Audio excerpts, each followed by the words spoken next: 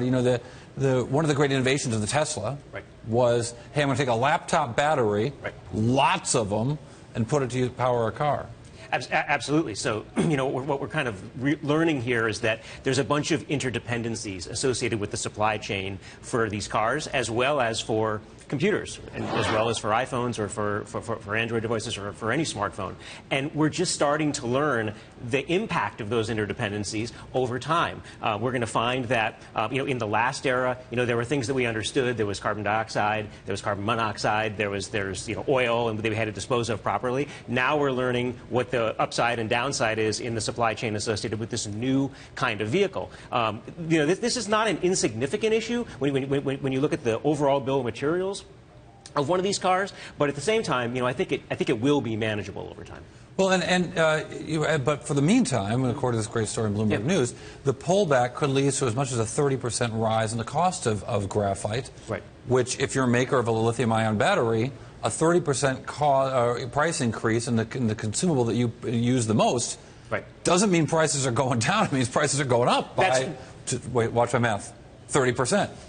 Well done. Thank you. College. Yeah, I'm with you. So you're right. And actually, the absolute amount in real dollars could be significant. Now, 30% might be an aggressive estimate, but when you look at a Prius, you know, you make an estimate. You're talking about a $25,000 car. You're talking about something on the order of, say, a $2,800 installed battery at end user prices. You're talking about 12% of the overall value. Now, you increase that by 30%. That's real money to the manufacturer. That's real money to the consumer. And I think that that's something that, you know, that people are going to have to look at. And you may be looking at additional credits, additional tax credits, additional credit, or some kind of an incentive from manufacturers to eat that. And that means that could bite into the profits. Now, that's the Prius. In the Tesla, you've got a $120,000 car. That's right. And you've also got a company that has announced they're going to build not just a factory to build batteries. It'll be a gigafactory, which is better, apparently. Gig is always better. Yes. I want to be a giga editor at large. But to be serious here, I mean, one of the articles of faith about the Tesla is people really believe once they get the battery factory up and they really learn what they're doing, they're going to bring the cost of the car down.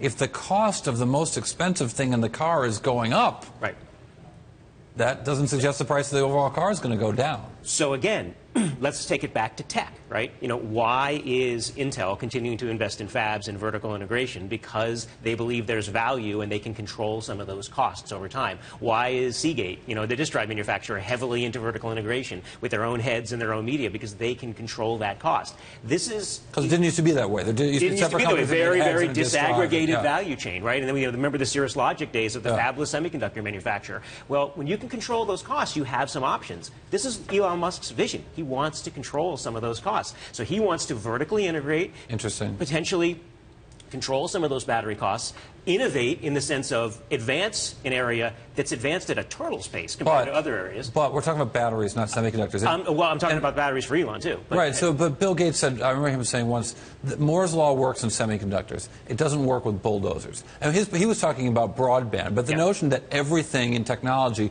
will fall in price by half and performance will double every year or every 18 months, which is Moore's Law, doesn't hold to anything but semiconductors and may never hold to batteries. Yep, certainly doesn't hold to cars, or we'd be paying, you know, 15 cents for a Rolls Royce, you know, that goes 300 miles an hour. Everyone knows that that's not the case. But you can put a focus on this, try to invest, and try to advance the technology faster than it's advanced so far, because everyone's kind of invested and innovated around the battery. But very few people are willing to take on that battery. That's what they're trying to do.